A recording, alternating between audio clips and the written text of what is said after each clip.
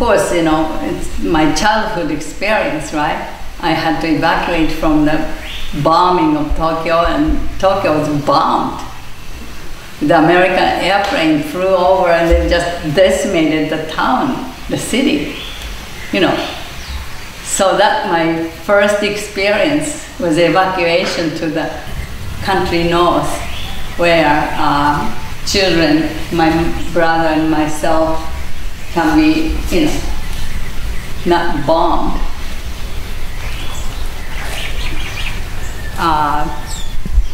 Then, you know, Japan was bombed, nuclear. They were chosen to use nuclear for energy. It's called peaceful use of nuclear. And Japan really focused in making a lot of power, you know, electric. So I thought the country who had a bombed and experienced the country, how could they do things like that? So I became anti-nuclear activist because I knew how horrible the bombing, and especially nuclear bombing, it just disappears, you know, your body. I mean, it was unbelievable the way that I was introduced to the war. I was completely affected by it. A lot of people in Hiroshima, a lot of people in Nagasaki, and those people, you know, escaped in Tokyo, and, you know, they couldn't make living in other, you know, countries. So they were like, they become like a beggars, you know. It was terrible. And then all these, you know, burned people in my town even, begging the money and stuff like that. It just affects you so deeply in my, you know, in your heart.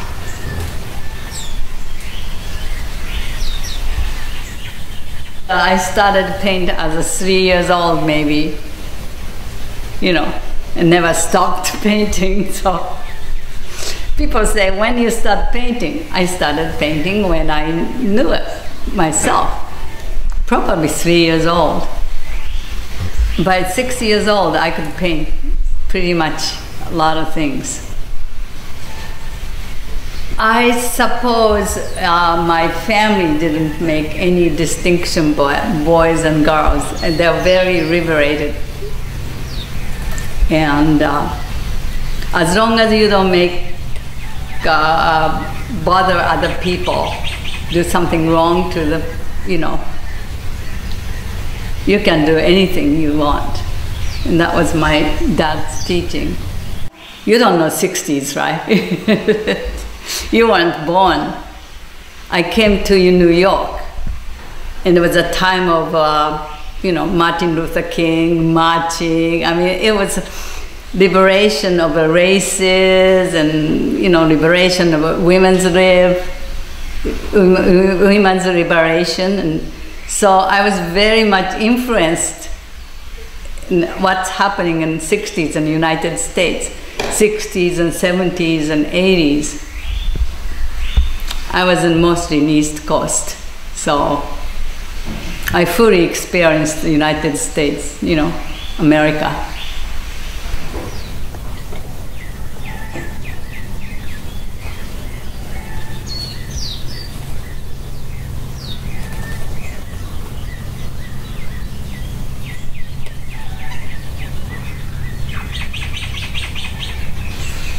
I'm a Buddhist. You know, my practice today actually, hero temple persons coming. I was very well taken care of by parents, good parents, you know, loved me very much and encouraged me. And my father was a Zen scholar, and he taught me the power of concentration. And my mother was a very beautiful woman, looked like a queen goddess. You know, she was with us most of the time, right? Because dad is gone.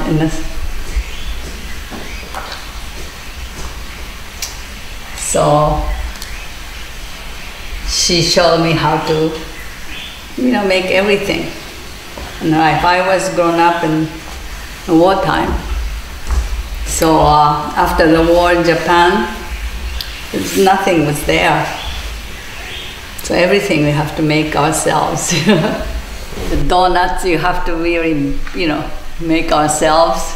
I remember my mom saving all the oils and sugars and make a donut, and it was the most delicious thing in my life as a child.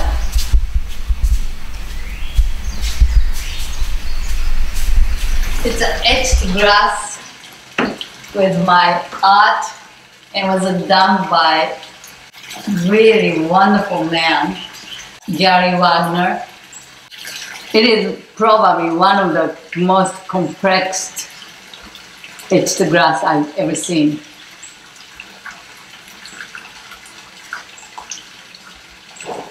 He was excellent.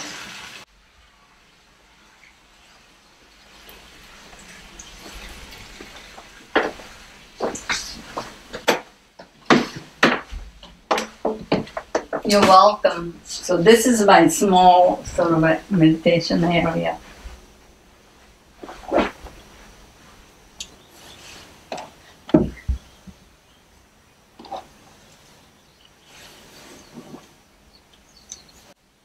Twice a day, morning and the night, before I get up. And we do actually sitting together with my family. My son, Zach, and Iris, his wife, and some people in the farm. I have about 6 people living in the farm, and some people come for the meditation. It starts at 6 o'clock. We do 30 minutes. Then twice a week or so, we have yoga. About 1 hour. So today it was a yoga day, so we did a meditation and yoga. Then I come back here in the morning and I do morning meditation.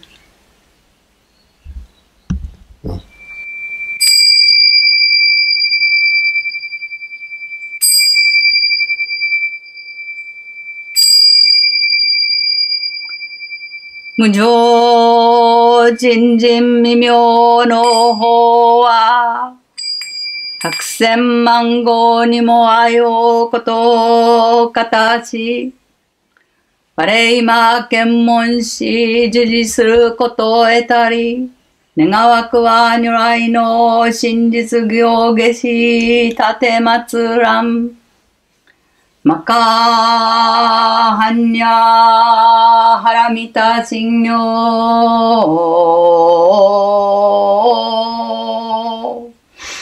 漢字財宝作業人ハンニャハラミタジ証券語運海空道越西空役者利子式不意空空不意式式即税空空即税式重創業式薬部の税サリシ税商法空総不商不滅不空不上不増不減税航空中無式無重創業式無限に微税し無式証拠未食無限界内し無意識界無無明百無無明人内し無老死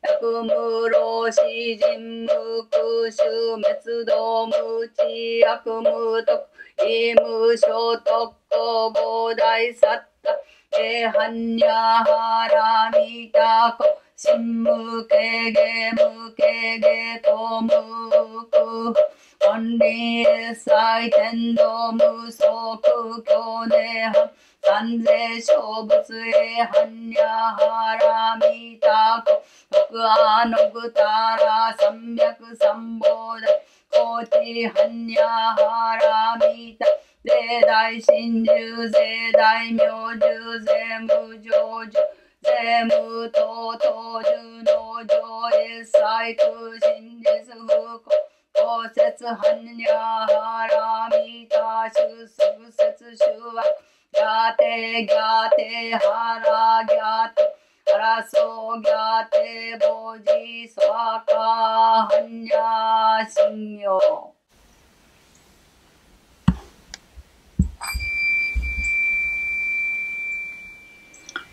수조무hen세간도 본노무진세간당 호몸무료세강나크仏道無常世願上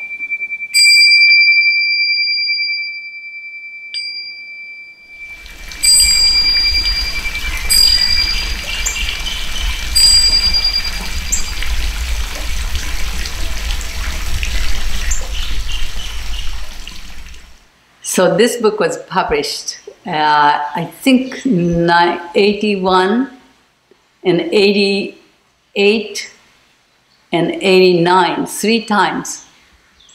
And it sold quite a bit of a book, and the people realized there's a woman named Mayumi Oda painting a goddesses. And it just, because I painted so much goddesses, just I made the title called Goddesses. And I thought anybody wasn't interested in goddesses, but it was a time of women's liberation, women's spirituality. I hit in the right time. So it was a luck and maybe synchronicity, you know. All over from Mesopotamia, Egypt. This book that only is my, you know, personal story. So it basically talks about how I grew up. So, but anyway, since I did paint a lot of goddesses, I just made it to the goddesses. But after all, then I was very much influenced by a lot of goddesses all over the world. And a Hawaiian goddess, Pele, you know, Poriyahu, a lot of goddesses. Saraswati,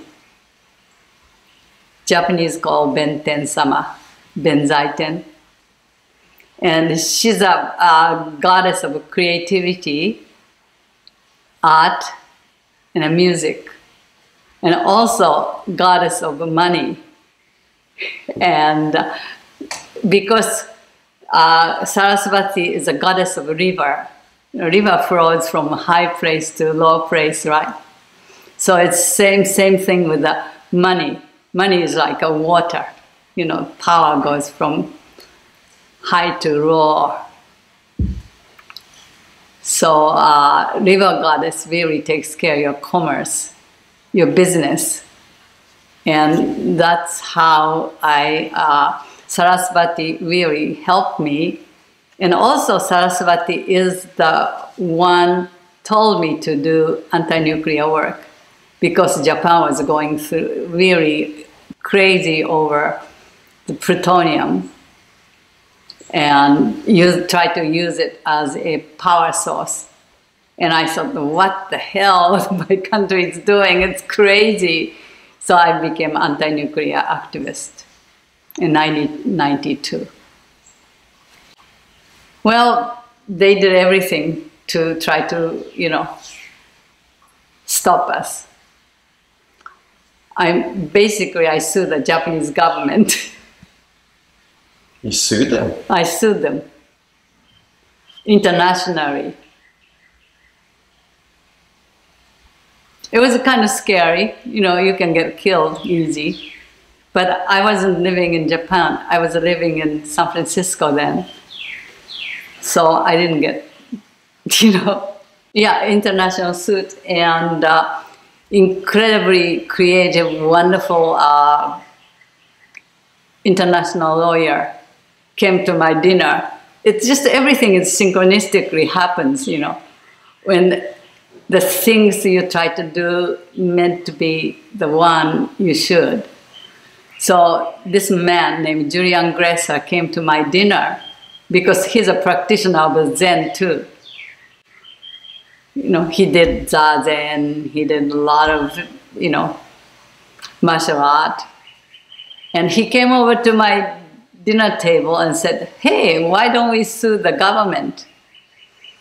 I know that.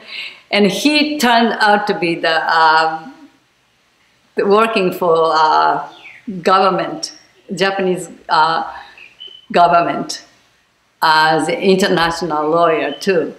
So he knew the Prime Minister of Japan. So the guy who knew the Prime Minister basically suing the Prime Minister with, you know, with us, our organization. You know, I thought I can, you know, buy the international newspaper ad, like a New York Times, right? The Japanese government doing terrible things. It'll cost you $20,000.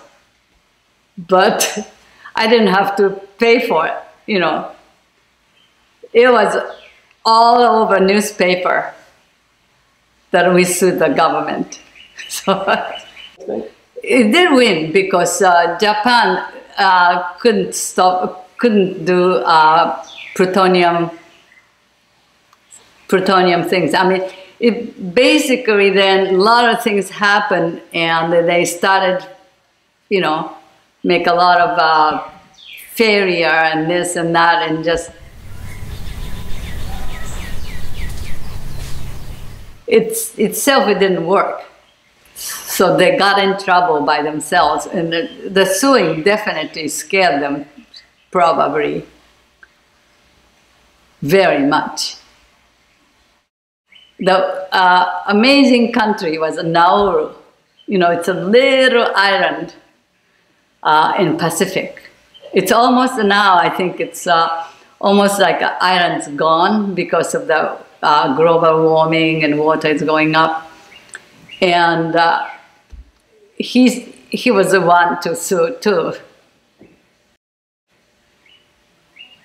But lots of other countries, you know, Brazil, I mean, all Asian countries, people in your age. I mean, renewable energy is really, really developed, right? Wind, solar, geothermal, a lot of way to make energy, and it's just the most expensive way to make energy is nuclear. So it's not, you know, economically it's not feasible anymore. It doesn't make any sense.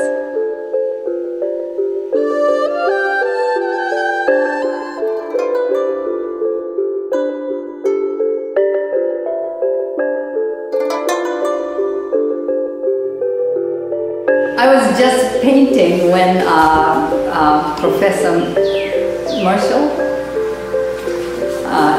that came over, and I was painting. This is a Kuan Yin, but this is a Heart Sutra. Is a Kuan Yin, the Sutra of Kuan Yin. How great she is, and these are all the back of this painting.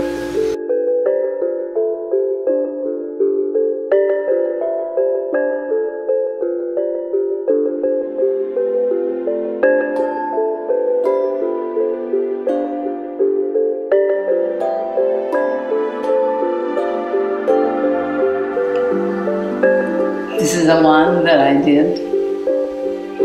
And this is a card, small, but that one's so big, right? Tanka. As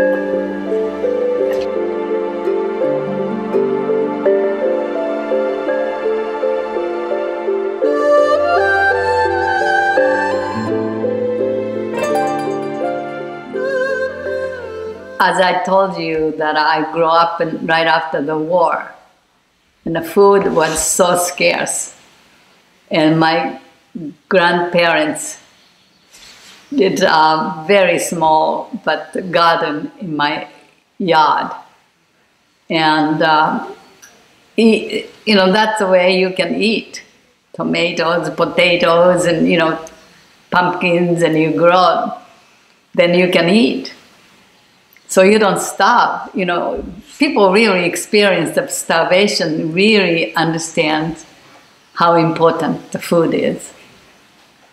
So I bought this farm, about 5 acres we have, 2000.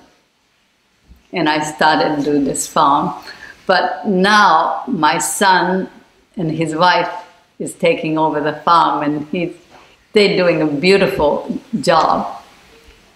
And so I named the Ginger Hill Farm because it was actually, it was already named when I bought it.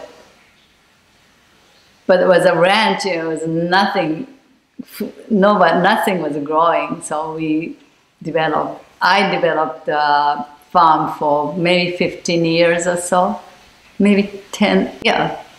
Then my son came over, took care about 7 years ago. Now it's his farm, and he and his wife is doing a wonderful job. So that I paint. Basically, it's a farm to table that we don't, we hope not to buy food. And the wonderful thing is like coconuts and the sugar cane. They really quench our thirst. Sugar cane water is so beautiful, juice, sugar cane juice. And you squeeze a lemon. That is so plenty now. It makes really wonderful juice. I did paint. I don't paint that much anymore, but Haumea is a Hawaiian goddess of a, plenty, all beautiful farm and sea. We don't grow rice too well here. Yeah. I tried, but didn't succeed. So the rice is definitely the one. And we don't process the sugar, so we buy sugar.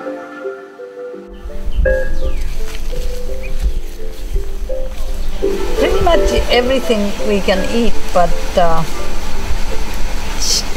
chives, shallots, these are shallots, parsley, and the red shiso,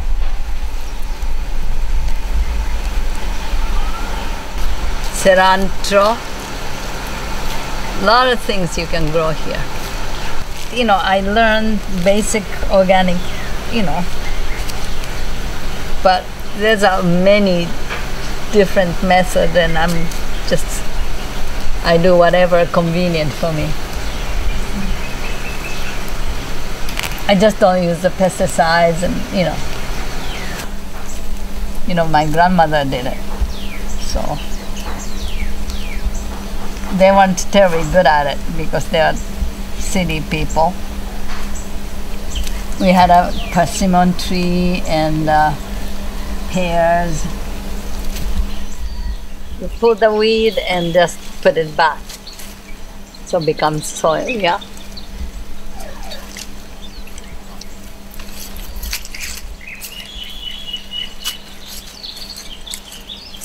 Upside down so that root doesn't go back.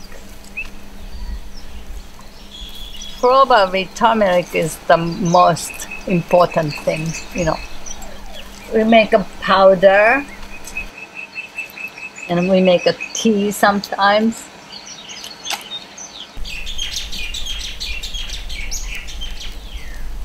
4 goats, 2 chickens. Now we only have 3 boy pigs. We had a lot of female pigs, and they had babies, and too much to take care, so we stopped doing it. So we just kept the 3 boy pigs and gave up female. So I think we have to eat it sometimes. But they all have names, you know. Once you have names, you can't eat it, you know. Wow, this is really big, so maybe I'll go get it.